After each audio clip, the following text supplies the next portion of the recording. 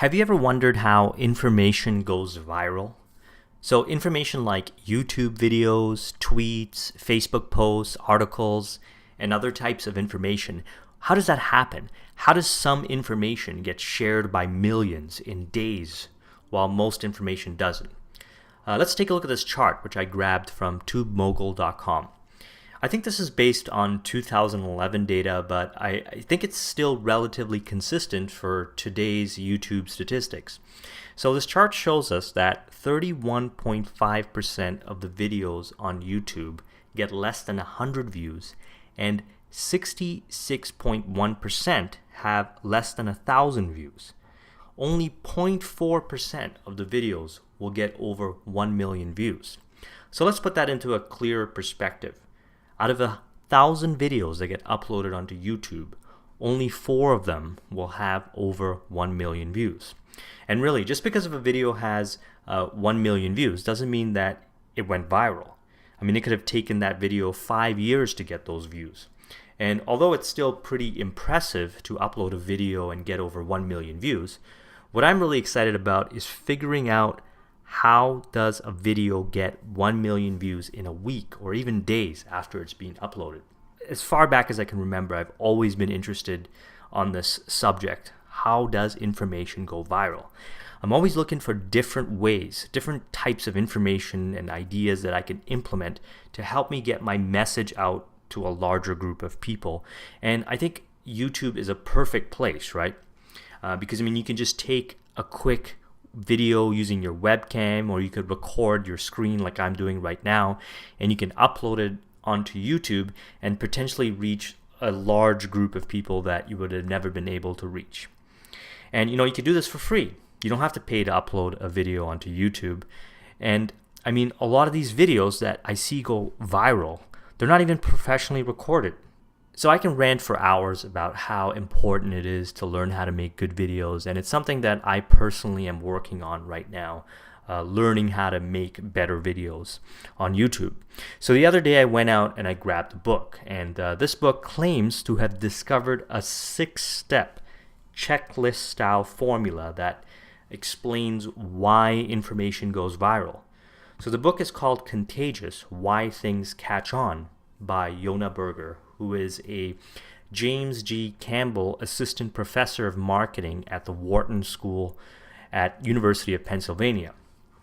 So he spent the last decade researching and analyzing and looking for the universal similarities with different types of content that has gone viral. And after going through his book, I must say that this book really puts things into perspectives with an action plan. So he does a great job explaining his 6 principles, which he calls STEPS. And STEPS is an acronym which stands for social currency, triggers, emotion, public, practical value, and stories. So if you incorporate these 6 principles into your content, you will increase the likelihood that your information will be valued and shared by your audience. And while it's not guaranteed that your information will go viral, I mean, we already talked about the odds of that happening, it does help you improve the overall value of your content, and your audience will really enjoy what you have to say and perhaps share it with others. So I want to give you some examples from the book for each of these principles. Now, I'm really just scratching the surface with these examples, and I recommend that you go out and you grab this book to learn more about these principles, because he really breaks them down and goes deeper into it. And at the end of this book, there's a checklist, which is great because when you're creating your information, you can make sure that it keeps into consideration these important 6 elements. And you can put some really good information out there that people will like and share. So personally, after reading this book and going forth, whenever I create a video or a blog post or any type of content, I'm going to refer back to this book and use it as a guide, which in the starting can be a bit challenging because it involves breaking some bad habits that I have for creating content. In fact, I'm trying to keep these 6 principles in mind when I'm creating this particular content to share with you. And I think it's going to be worth it because it'll help you get the most out of it. So here are the 6 principles. Number 1, social currency. And the question you want to ask yourself is, will people feel good if they share your information with others? So people share information with others that makes them feel good. And it's part of this whole thing that we have in our society where we're constantly looking around to see who has a higher status and higher value. And one of the ways we prove that we're the kind of person that should be listened to is with social currency. And we do that by sharing useful information that's interesting, and we want to be the first to share that information. So a really good example of this was Snapple. What they were doing a while back was, I don't know if they're still doing it, is underneath the lids, after you go out and you buy Snapple and you pop it open, underneath that lid, there would be an interesting fact. Now, I don't even know if these facts are true, but they're interesting enough that you want to share them with somebody else. Now, when you share it with somebody else, you're probably going to mention where you found this interesting fact. So, that's an example of social currency. Number 2 is triggers. So what cues will get people thinking of your information? So, and a really good example, which he talks about in the book, is the 1997 NASA Pathfinder mission to Mars. And what they found is that the chocolate bar Mars, which has no association to Mars, the planet, during that time of 1997, they found that the sales increased for that chocolate bar. And, like I said, there's no relation to it. Mars bars was actually named after the founder, Frank C. Mars. And the reason why this happened is because when people thought of Mars, when Mars was being broadcast all over TV, and specifically the mission, the Pathfinder mission was being broadcast all over TV, they thought of Mars bars, and it triggered them to go out and grab a Mars bar. So that's something we want to keep into consideration, triggers. So the 3rd principle is emotion. Does talking about your information generate emotion? Or does your information generate emotion? And the emotion that we're interested in is probably one of the hardest ones to create in our content, but is probably the most powerful emotion. And it's the emotion of awe, A-W-E. And the best example that he talks about in this book is Susan Boyle. Now, Susan Boyle was someone that auditioned on Britain's Got Talent in 2009, and I think it was episode 1, and you can just go on YouTube and search for that video. Now, what's interesting is when Susan Boyle stepped on stage, she didn't give that impression that she was going to totally blow the audience away with, how well she was going to sing I Dream a Dream from Les Miserables, which is a very hard song to sing. And in fact, the cameras were kind of going around the audience, and you just kind of see everyone kind of, they're kind of ruthless. They were laughing at her. And the moment she opened her mouth, it was breathtaking.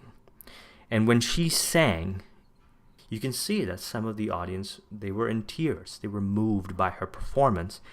And that feeling right there, that moment, and I remember even feeling this when I watched that video, that was awe. So the 4th principle is public.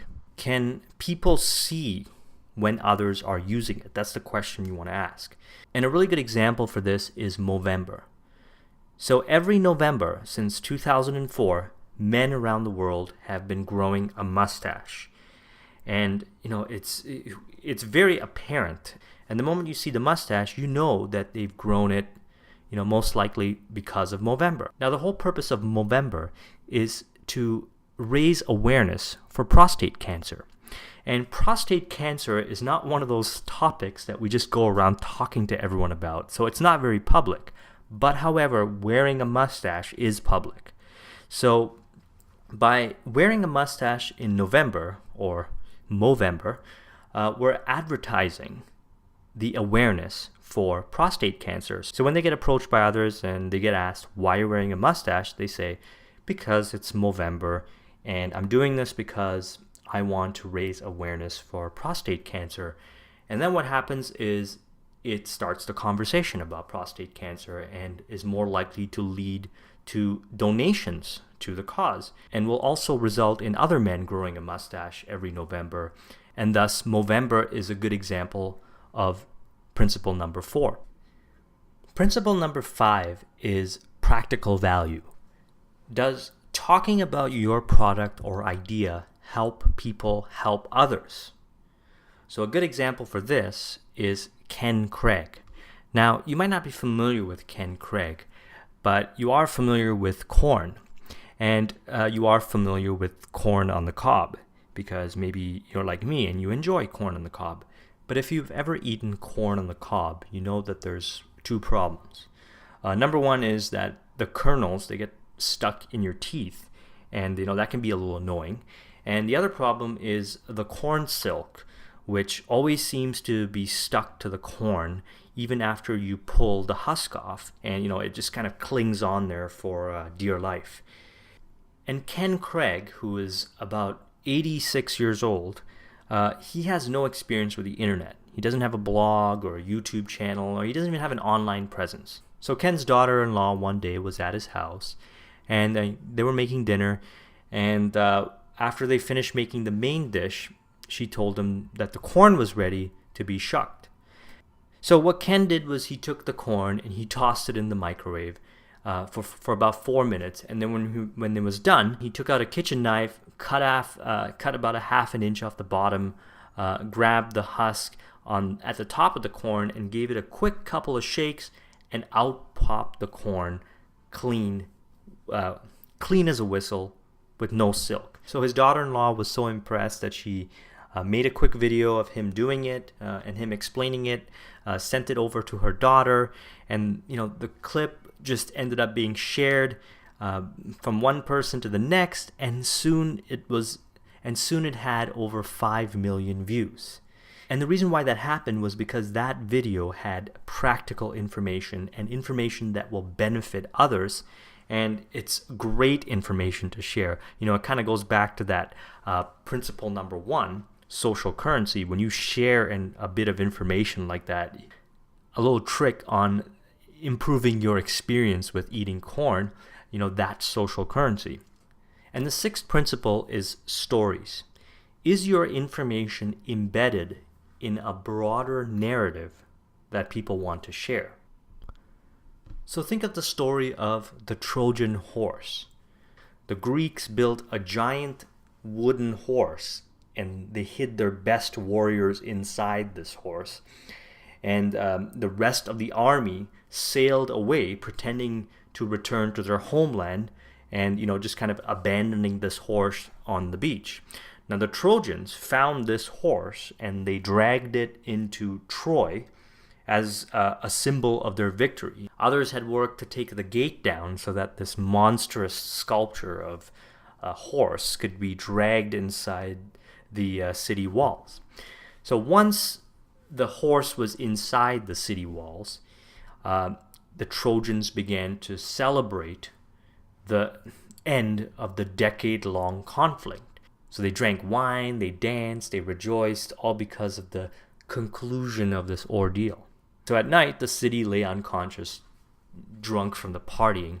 And what happened is that the Greeks sprang out from the Trojan horse. They slid to the ground, they opened up the gates to the huge city, and the rest of the Greek army sailed in back in the darkness and walked through the gates, which for years they have assaulted and wasn't able to get through. And even though the city was able to stand a decade of battle, it wasn't able to withstand an army from within. So the story of the Trojan horse is interesting because there is morals to it, but it's one of those stories that will always be passed on from generation to generation because it's just so interesting. And if you create content and information like that, and that's something that I'm aiming to do, then people will want to share it because it's an interesting story. So those are the 6 principles. If you've got some valuable information out of this video, I recommend that you go out and you buy the book by Jonah Berger, Contagious, Why Things Catch On.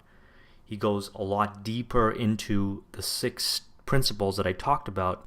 So if you enjoyed this video, share it with others that you feel can benefit from this information, and subscribe to this channel for more of these kind of videos. Thanks for watching.